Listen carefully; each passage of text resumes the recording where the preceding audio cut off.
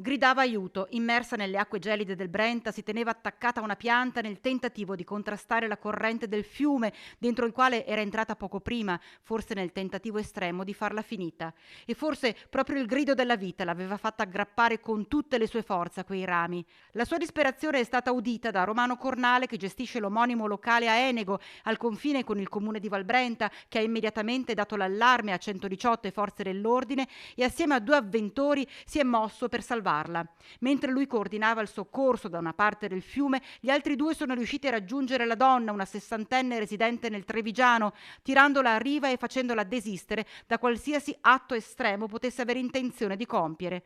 Sotto shock e tremante dal freddo le sono rimasti vicino fino a quando non sono arrivati i vigili del fuoco di Bassano, che assieme al personale sanitario l'hanno imbarellata, stabilizzata e portata sino alla strada diretti all'ospedale.